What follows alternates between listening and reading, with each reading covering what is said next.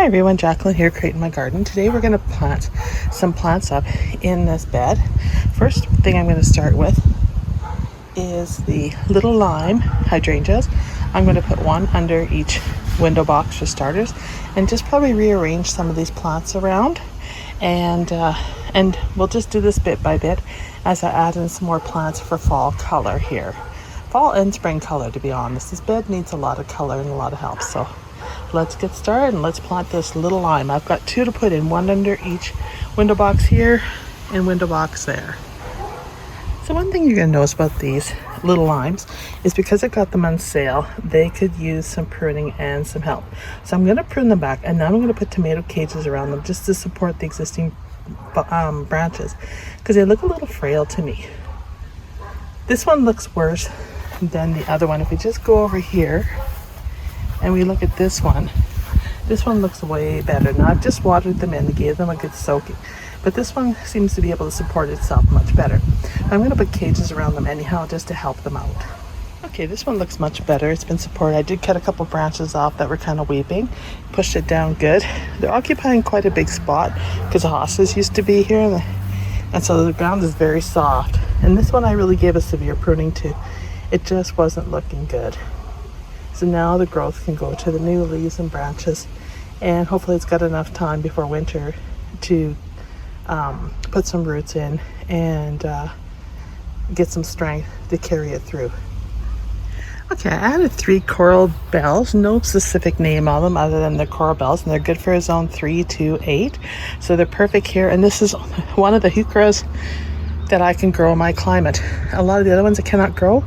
The zones are 4s and 5s, and they just won't survive. So these are 3s, and if you put them with a hot paprika rose, we have a nice color complement here. So if these roses could take off in the spring and give me lots of blooms, I think this would be very pretty. There's also going to be a bunch of irises and stuff going here and that, so this should be kind of a cool arrangement and full of color, something that it lacked before. Other than the hostas made the bed look full, they were too much green, I felt. So between the hydrangeas, the geums, the coral bells, and the hot paprikas, and some lilies in here, I think this bed will be stunning. So I have to decide what I want to plant next, because I do have quite a few of the coral bells, but I kind of wanted to plant them in bunches and not dominate the entire bed, but give that shot of purple where needed. Coral bells like well drained soil. They like full sun, but they do well in shade as well, these particular ones. So these are a great addition to a zone 3B garden or higher. Now the little limes are sun and part shade. They're zones 3 to 8, so they're good to -40 Fahrenheit, which is the same on the Celsius scale. So -40 is -40 is on both scales. They need 3 to 5 feet spacing, and they're going to get 3 to 5 feet tall. I will probably try to keep them a bit in check just because they're under the window boxes, but I think that should give a full effect. I am pretty excited to get these. They're cold hardy, and they're supposed to be abundant blooms. I think the lime color will be just really pretty in here once I fill this bed up. So I'm very excited about these, and I did get these on sale at Home Depot for, I think it was $12.49. So I grabbed them. There's only 2 left that they had of the little limes, and I've been kind of watching for the little limes and hoping that I would find some. So I felt that was a win for my garden. The thing I'm going to plant here is the panicle hydrangeas, and these 2 I have here, plus I have another one, are the pinky winkies. And I'm going to take those pinky winkies and I'm going to put them in this corner. I had the lilacs here originally, did not like them here at all, and I ended up thinking that this plant right here was something else that I moved, and more yellow. So I'm just going to leave it. It's doing well, and I'm going to put the pinky winkies, one on each side of it, to offset all the color. But it's kind of a dark corner, so I guess additional yellow won't hurt. I'll just have to keep adding something to calm it down. So maybe some whites need to be in here to calm this area down, because you can see there's hollyhocks that are bordering this area all the way around the edge to give some color. So the Pinky Winkies were something that I've also been after. So I've been after trying to find a variety of hydrangeas and get them into my garden. Now I have a lot of space that could use some shrubs to ground the area so it's not all perennials and annuals. So the Pinky Winkies are good to -40. They are a zone 3 to 8. They will get 1.8 to 2.4 meters high, so 4 or 5 feet, which is fine. And they flower late winter, early spring, pruning late winter, early spring. And they get large flowers, they're cold hardy, and they provide seasonal interest. And they like sun and part shade. So, and one thing I like about them, they have the pink tinge to them, which a lot of hydrangeas do, you know, other than the Annabelles and that. So I'm gonna put 2 in here, and that should help open this bed up. My potentillas have gotten really, really big here, so I'm gonna have to come back, and if you look, I'll need to re-edge it and open this space up a bit more for other annuals for the border. But that's a minor thing. The big thing is to get stuff planted right now so it can root in before winter. We're already heading near the end of September, and I need to get stuff in. Most we have here, if we're lucky, is another 4 or 5 weeks of fall before we get our first snowfall. Usually Halloween is our first snowfall here in Saskatchewan. So I want to make sure I get these in and that they get a chance to root and a good soaking. So I'm going to put them in now. I've dug the holes, so you can see I've already went and dug the holes because I took the lilacs out. So it was pretty easy for me to just widen the holes a bit for these because the lilacs are small. Okay, you guys, this is Little Lamb. And I've had Little Lamb for a while and been meaning to put it in. And I am just, you can see, I'm giving it a quick prune. Now, these are really long and high, so I'm gonna take it back. Otherwise it's too hard for me to stake. And you can see it blooms on old wood. So I'm gonna take the panicles off, and I'm gonna leave that one a little bit longer. And look at this one. Take that one down to there and clean off the inside. And that should pretty much do it. So this one was also on sale. And Little Lamb's also zone 3 to 8. It gets great big beautiful blooms, as you can see from what I cut off. Look at that. Isn't that stunning? Shame to have to cut it off. But you can see the pink on this side and the lime green on that side. And I am putting it right here where I had my sweet peas because I need some height in here. You can see the 9 bark is really taken off over there. I pruned the other one back. I haven't pruned this one back. I'm going to prune it back. So everything is kind of going to line up so it's around the same height in the end. And I don't like it looking spindly either. But I'm just love these big heads. So this is another zone 3 to 8. Get to -40 Celsius Fahrenheit.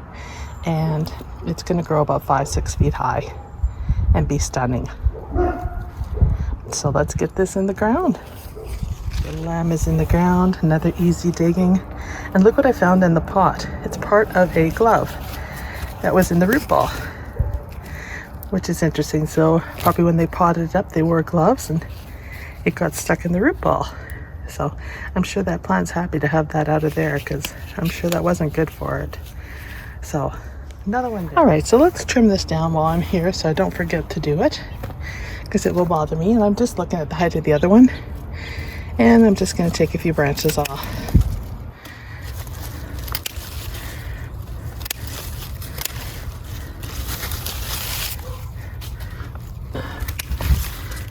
And I'll come through after, turn it back.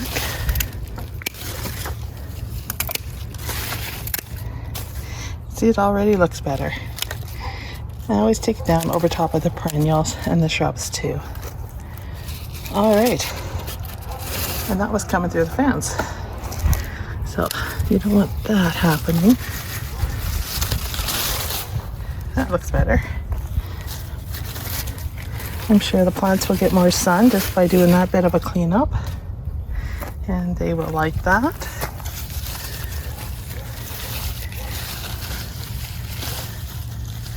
And I noticed there might be a bit of an iron deficiency going on here with the potentilla, but I'll leave it and see where it's at for next year. And I'll stand back and show you what this looks like now. That looks better. This is a lot more compact, in line with the other one. I didn't really take that much off of it, a few. Not too bad. And look at that, that yarrow, that yellow yarrow I planted, like I did the potentillas here, and I threw the yellow yarrow in here to give it a burst of yellow with striking contrast against the 9 bark. And this thing has mounded up. It's huge. So like yarrow, if it's in a good spot and it gets lots of water, you pretty much can split it every single year. So that will be on the list for next year, but not right now. All right, I'm going to clean this up, and then I'm going to look at 2 other hydrangeas I have to plant, and we'll just go over there and look at them. I have the 2 pails on. These are really big containers. Like, these are impressive. And I think they're 2 different hydrangeas. So if I spin this one around, just put my pruners there. And this is another little lime, but he's huge. He's in a huge pail. And then this one, I'm hoping it's the same, but and it's not a little lime. So I got 2 more little limes to plant, which is kind of cool. And as you can see, there's a nice spot right there for one of them, right next to the panicle, which is right there. I've got 2 panicles in here. Hey, you guys, look at that. I've got red peppers. Sorry, I get distracted. I got a couple of red peppers sitting there on that plant. Huh. That was just a lonely little plant that was on sale that I kept. Oh, and I'll take the sweet peas out, and I can put another little lime right there. And you can see that these are the lime lights. They are all in bloom and got a nice pink. And doesn't that pink, and you can see there's weeds and stuff in here I need to cultivate. Doesn't that pink look great with the 9 bark? It's really pretty. So I definitely recommend putting that in there. All right, so I guess the first thing I'm going to do is take out these sweet peas, and then I'll start digging holes to put the little limes in. All right, so the rest of the little limes are now planted, and they look good. And look at the big heads on them. They're gorgeous. Step her back a little bit so you can see. So I think this will help fill this border in nicely. We're getting some nice height in the back of it. And although we do have some weeds in here and that, we are starting to fill it in good. So as we fill it in and we mulch and I keep weeding, this bed should be in really good shape. All right, so that's the end of planting. All the limes are in and all the hydrangeas are in now. So I'm just going to water them in good. And that concludes this video. Just trying to get some things in and planted so they can get some roots in. And I suspect that's the last of the hydrangeas for this year, but you never know. Things happen and all of a sudden plants mysteriously go on sale and they end up coming home with me. That's just typical. So that could very well happen. So anyhow, I hope you enjoyed this video. I'm all sweaty and hot. It's very humid out here. It rained this morning. And don't forget to like and subscribe. And I'll see you guys in the next video. Bye.